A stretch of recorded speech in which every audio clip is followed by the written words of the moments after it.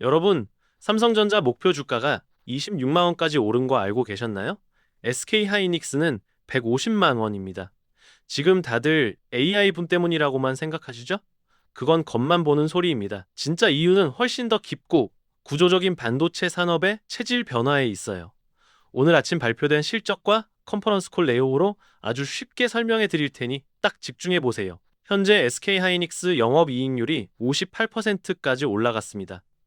영업이익률이란 회사가 물건을 팔아서 남긴 이익을 매출로 나눈 겁니다. 쉽게 말해 100원 팔면 58원이 순수하게 남는다는 뜻이에요. 이게 얼마나 대단한 거냐면 반도체 1등 기업인 대만 TSMC의 영업이익률이 54%입니다. SK하이닉스가 세계 최고의 반도체 기업보다 수익성이 좋다는 거예요. 메모리 회사가 이런 수익률을 기록한 건 역사상 처음입니다. 삼성전자도 분기 사상 최대 매출인 93조 8천억 원을 기록했습니다. 영업이익은 20조 1천억 원으로 역대 최고예요. 두 회사가 동시에 역대급 실적을 발표한 건 이번이 처음입니다. 세상이 이렇게 변하니까 증권가에서 파격적인 목표가를 내놓는 겁니다. SK증권은 삼성전자 26만 원, SK하이닉스 150만 원을 제시했어요. 현재 주가 대비 삼성은 63%, SK하이닉스는 88% 상승 여력이 있다는 분석입니다. 첫 번째 포인트는 반도체 산업의 룰이 바뀌었다는 겁니다. 원래 반도체는 시클리컬 산업이었어요. 시클리컬이란 경기에 따라 오르락내리락 반복하는 걸 말합니다. 수요가 오르면 공급이 늘고 가격이 떨어지는 사이클을 반복했죠. 그런데 이번 실적 발표에서 두 회사가 공통적으로 강조한 게 있습니다. AI향 수요는 구조적으로 다르다는 겁니다. 이건 마치 계절마다 바뀌던 날씨가 영원한 여름으로 고정된 것과 비슷해요. SK하이닉스는 컨퍼런스 콜에서 생산량 확대에 공간 제약이 있다고 직접 언급했습니다. 컨퍼런스 콜은 실적 발표 후 경영진이 투자자들과 하는 전화회의입니다. 여기서 나온 날은 회사의 공식 입장이에요. 이게 무슨 뜻이냐면 수요가 아무리 늘어도 공급을 마음대로 늘릴 수 없다는 겁니다. 반도체 공장을 짓는데 최소 2년이 걸리고 클린룸이라는 초청정 공간도 쉽게 확보가 안 됩니다. 과거처럼 가격이 오르면 바로 증설하던 시대가 끝난 거예요. 두 번째 포인트는 병목이 이동했다는 겁니다. 병목은 물이 잘 안 빠지는 병의 좁은 목처럼 전체 흐름을 막는 지점을 말해요. 예전에는 GPU가 병목이었습니다. GPU는 그래픽 처리 장치인데 AI 연산의 핵심 부품이에요. 엔비디아 칩을 구하지 못해서 AI 서버를 못 만들었죠? 지금은 다릅니다. GPU는 물량이 늘어났지만 HBM이 부족합니다. 이건 마치 고속도로는 뚫렸는데 톨게이트에서 막히는 것과 같아요. HBM은 고대 역폭 메모리의 약자입니다. 쉽게 설명하면 데이터가 다니는 고속도로의 차선 수를 엄청나게 늘린 메모리예요. 일반 메모리가 2차선 도로라면 HBM은 16차선 고속도로라고 보시면 됩니다. AI가 엄청난 양의 데이터를 동시에 처리하려면 이 넓은 도로가 필수입니다. HBM이 없으면 아무리 좋은 GPU가 있어도 성능을 제대로 발휘할 수 없어요. 그래서 엔비디아도 SK하이닉스 없이는 차세대 칩을 못 만듭니다. 삼성전자는 컨퍼런스 콜에서 올해 HBM 매출이 전년 대비 3배 이상 개선될 것이라고 밝혔습니다. SK하이닉스는 고객사가 우리 HBM4를 원한다고 직접 언급했어요.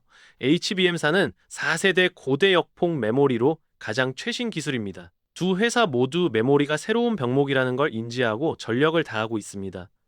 이 숫자들이 의미하는 건 단순한 실적 개선이 아니라 메모리 산업의 수익 구조 자체가 바뀌었다는 신호예요. 세 번째 포인트는 두 회사가 같은 전쟁을 다른 전선에서 치르고 있다는 겁니다.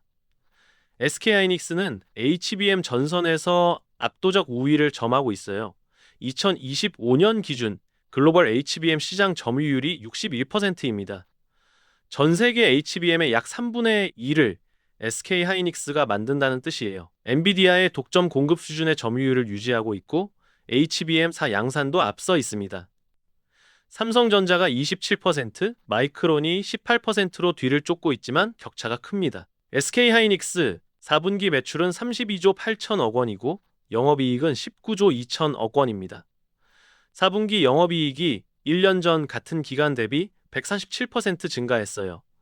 쉽게 말해 작년 4분기에 100원 벌던 회사가 올해 같은 기간에 237원을 벌었다는 뜻입니다. 연간으로 보면 2025년 영업이익이 47조 2천억 원으로 전년 대비 101% 성장했습니다. 1년 만에 이익이 2배로 뛴 거예요. 삼성전자는 토탈솔루션 전선에서 승부합니다. 토탈솔루션이란 메모리와 파운드리와 패키징을 한 번에 제공하는 걸 말해요.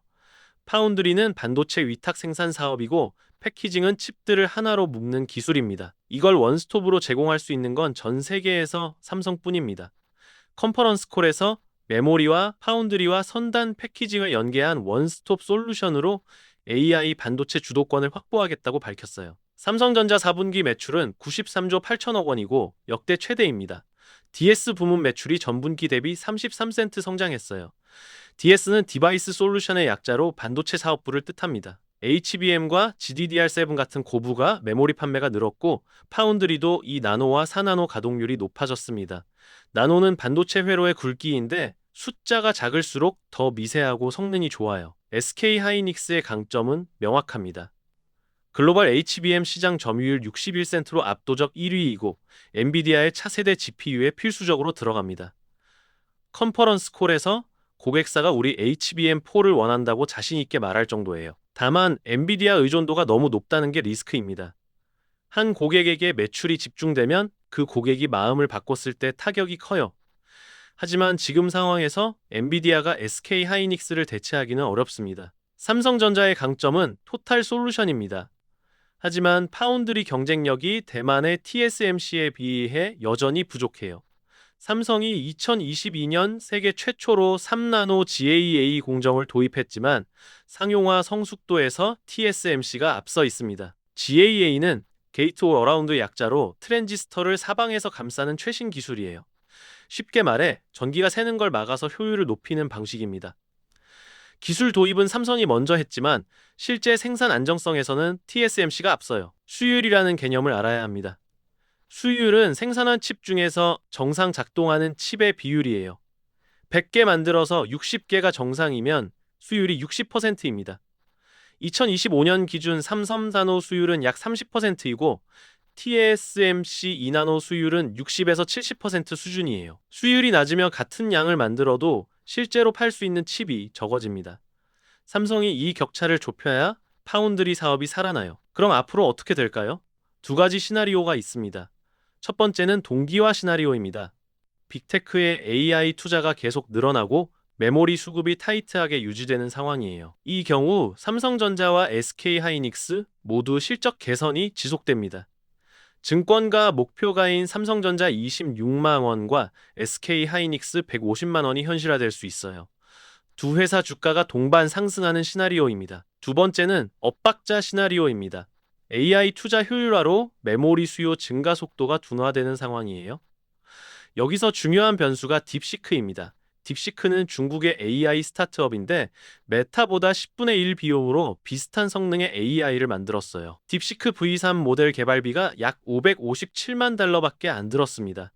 이런 효율화 기술이 확산되면 AI를 만드는데 메모리가 덜 필요해질 수 있어요. 그러면 메모리 수요가 예상보다 적어지고 SK하이닉스 성장세가 꺾일 수 있습니다. 현재 상황은 동기화 시나리오에 더 가깝습니다. 두 회사 모두 생산 능력 확대에 제약이 있다고 인정했고 빅테크 AI 캐펙스는 여전히 증가 추세예요. 하지만 딥시크 같은 효율화 기술의 확산은 계속 지켜봐야 할 리스크입니다. 투자하기 전에 반드시 확인해야 할 체크리스트가 있습니다. 첫째는 빅테크 4회사의 AI 캐펙스 가이던스입니다.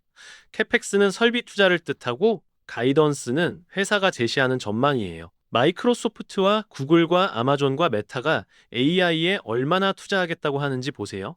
연간 5천억 달러 이상 유지되면 긍정적입니다.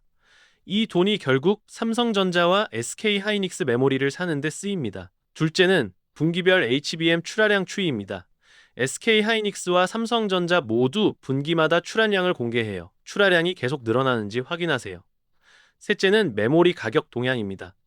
트렌드포스라는 시장조사 기관에서 확인할 수 있어요. DRAM과 NAND 가격이 동반 상승하면 실적 개선이 지속됩니다. D램은 컴퓨터가 일할 때 쓰는 메모리이고 NAND는 데이터를 저장하는 메모리예요. 둘 다 오르면 좋은 신호입니다. 넷째는 삼성전자 파운드리 수주 현황입니다. 대형 고객 확보 여부가 토탈 솔루션 전략의 성패를 가릅니다. 컨퍼런스 콜에서 대형 글로벌 고객 수주가 증가했다고 했는데 구체적인 이름이 나오면 더 좋아요. 다섯째는 원달러 환율입니다. 1,400원 안정이면 긍정적이고 1,500원 상회 시 단기 조정 가능성이 있습니다. 환율이 오르면 외국인 투자자들이 원화 자산을 팔고 나가는 경향이 있어요. 현재 환율은 1,420원에서 1,430원대를 오가고 있습니다. 공격적인 투자를 원하시면 삼성전자와 SK하이닉스 주식을 직접 사시면 됩니다. 삼성전자 현재 주가는 16만 원대이고 증권가 목표가는 26만 원이에요. 상승 여력이 약 63%입니다. SK하이닉스 현재 주가는 80만 원대이고 목표가는 150만 원입니다. 상승 여력이 약 88%예요. 다만 목표가는 어디까지나 예측이니 맹신하시면 안 됩니다. 안정적인 투자를 원하시면 반도체 ETF를 고려해보세요. ETF는 여러 종목을 한 바구니에 담은 펀드입니다. 국내에는 타이거 반도체나 코덱스 반도체 같은 상품이 있어요. 해외에는 SMH나 SOXX 같은 반도체 ETF가 있습니다. 개별 종목보다 분산 효과가 있고 엔비디아 같은 해외 반도체 기업에도 간접 투자할 수 있어요. 마인드셋도 중요합니다. 반도체는 변동성이 큰 섹터입니다. 목표가가 올라갔다고 몰빵하면 위험해요. 반드시 여유 자금으로 분할 매수하시고 긴 호흡으로 접근하세요. SK하이닉스 영업이익률 58%가 영원히 유지되지는 않을 겁니다. 하지만 AI 시대에 메모리의 구조적 중요성이 높아진 건 사실이에요. 사이클이 아닌 트렌드로 보시면 됩니다. 결국 우리는 반도체 산업의 체질이 바뀌는 역사적 순간을 목격하고 있습니다. 시클리컬에서 구조적 성장으로 병목이 GPU에서 메모리로 이동했어요. 삼성전자와 SK하이닉스는 같은 전쟁을 다른 전선에서 치르고 있고 둘 다 승산이 있습니다. 오늘 배운 공급 제약과 HBM 수요와 토탈 솔루션 전략의 연결고리를 잊지 마세요. 아는 만큼 수익이 보입니다. 도움되셨다면 좋아요 부탁드리고 궁금한 종목은 댓글 남겨주세요. 매일 밤새워 팩트 체크해서 가져오겠습니다. 경제 스나이퍼 구독하고 우리 다 같이 부자 됩시다.